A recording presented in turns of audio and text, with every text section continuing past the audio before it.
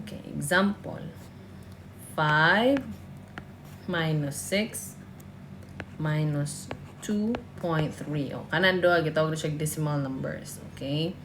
So, kani siya nga operation sa tunga, gitawag na siya subtraction. Klaro lang na to, baga kasi na uban di wala pa kabalo. Okay, unsaon man ni pag-answer. So, imo ra na siyang isulat nga pabaro. Para dali ra. Tungod ra na nimong kuan ka ng mga ka ng decimal point. O, 5.6 minus 2.3. Anak ra na. Di ba sayon ra? O niya, ikaw man, imo na din i-perform ang operation. Minus na din mo siya. Subtract. 6 minus 3. Answer kay 3. Basta mo answer niya, 2 na.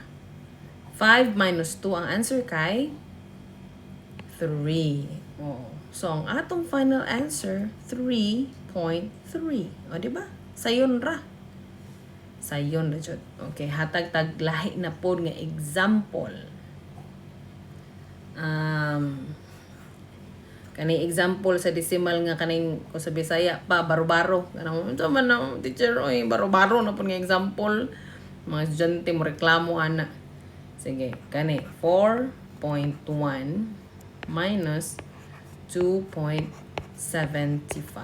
kana. Okay, kani 4.1 o 4.10 pareha ra na girl. Okay?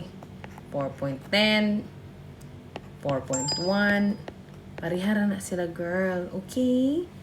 So, kung parehara na 4.1 o 4.10, dili na nimo problemahon nga nung walay numero ibabaw ng 5 ka ng 2.75. Kasagara man gud sa mga estudyante, mo na sila. Sige, perform na nato. Mo na sila 4.1 tungod man no 2.75. Masulat sila na. Pangutana estudyante, teacher, unsaon man na wala may diri ba wala man ni numero kani ibabaw sa 5. So kana siya girl, pwede ra nimo na siya butangan og 0. Okay? Pwede ra nimo na siya butangan og 0. Ana. So 4.1 o 4.10 prihar na sila. Okay? So karon ato na siya solbaron. Saon man na nga magbaro-baro man ta. 0 minus 5, dili man pwede, diba? So, itong buhaton. Manghulam. Manghulam ta, yan itong bayaran. Char. Oh, manghulam ta. So, kaning 0, mahimuna na siyang 10.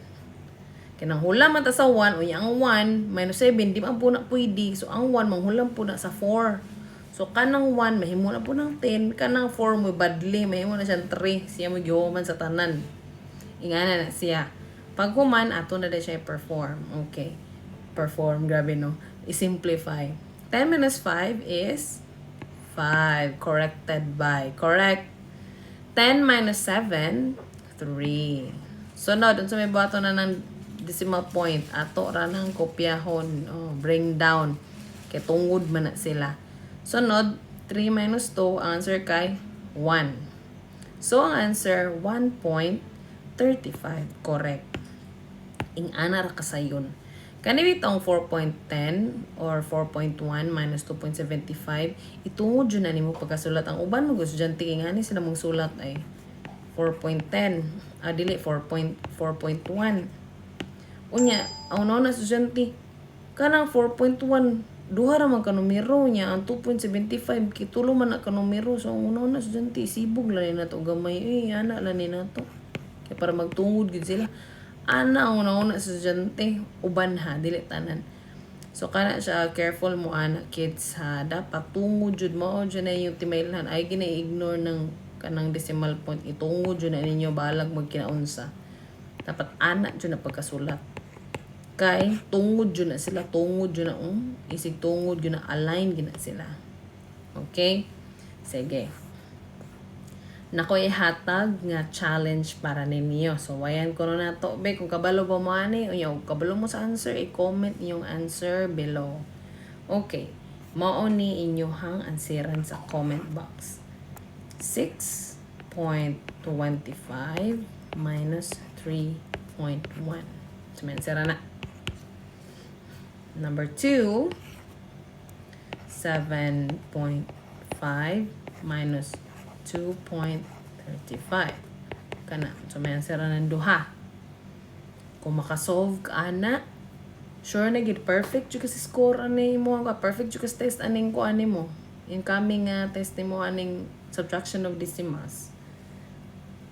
Kung kabalo ka sa answer, comment your answer below and explain how you solve it. Ipandatikag 5. 1, 2, 3, 4, 5. Okay, great work today, kids. If you learned something new, hit that like button, subscribe, and click the bell to keep learning with me here on the Math Room. See you on my next video. Bye!